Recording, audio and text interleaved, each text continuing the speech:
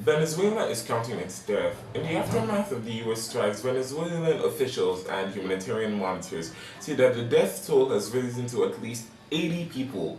That's a total of 80 lives. 80 people have died. Caracas is now quieter, and the consequences are just beginning. What happened in Venezuela is no longer just a foreign crisis, it's a human tragedy, a political flashpoint, and a test of how power is used on a global stage. This is not just about defending any government, it's not about attacking any nation.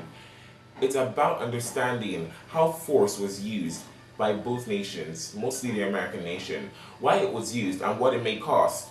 As daylight returned to Caracas, so did grim reality. Hospitals struggled to treat the injured while families searched for their loved ones.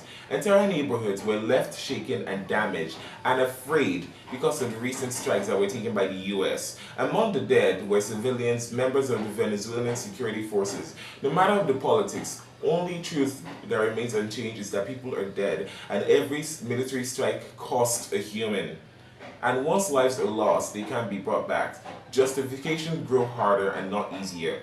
Washington officials' explanations are focused on familiar language, national security, regional stability, and opposition to Venezuela's leadership. These are phrases that have been used before.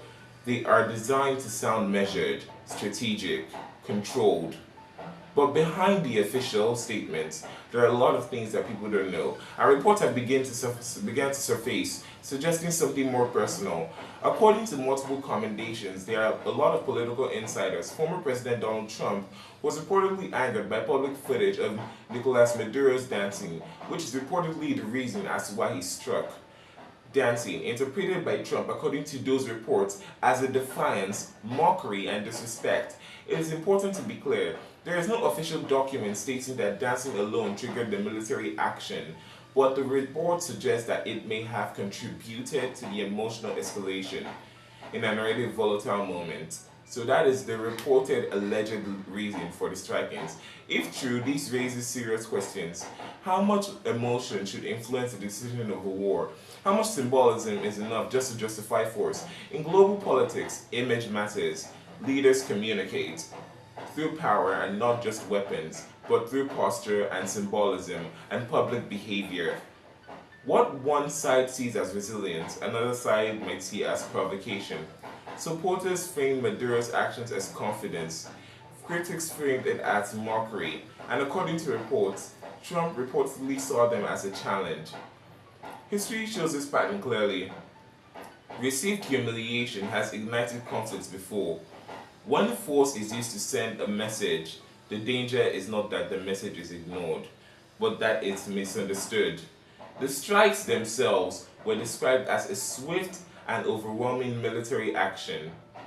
Targets reportedly included military infrastructure and security installations, but the aftermath told a different story. As it struck mostly civilian infrastructure, amenities, and residential areas, a population already under pressure pushed deeper into fear and uncertainty. People are scared for their lives and they don't know if they're safe. Even so-called precision strikes cannot fully control their consequences, as the death toll climbed internationally and the concern grew louder. Then came the warning. Following the strikes, President Trump made a direct threat or a warning, however you might want to see it, to Venezuela's new leadership. And I quote, comply with the US demands or face consequences. No diplomacy, no ambiguity, just pressure. Such threats leave little room to maneuver. Submission risks appearing weak and illegitimate. Resistance risks further destruction, and people don't know what to do. Leadership doesn't know what to do. Should they give in or should they stand their ground? As for ordinary Venezuelans, the outcome is the same. More instability, more uncertainty, and more suffering. This approach reflects a broader philosophy of power. Pressure first, compliance second. Escalation if resisted, and then damage increases. Supporters call it strength, critics call it reckless.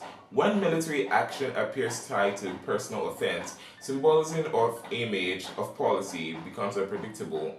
And unpredictability in international relations is dangerous, both to the government and to the lives of citizens, not just for Venezuela, but for the world. What can be said with certainty is this: at least 80 people are dead. Civilian suffering is real and ongoing. Political rhetoric has escalated, not cooled. and Venezuela's future remains uncertain. And what remains debated are the motives, the calculations, and whether diplomacy still has a chance before more lives are lost. History will judge this moment, not only by who acted, but by how and why. Because when forces replace restraint and threats, they replace dialogue, the consequences rarely stop at the borders. They stop at the civilians' damage and destructions. Venezuelans now carry the scars, and the families carry the grief, and the world carries the risk.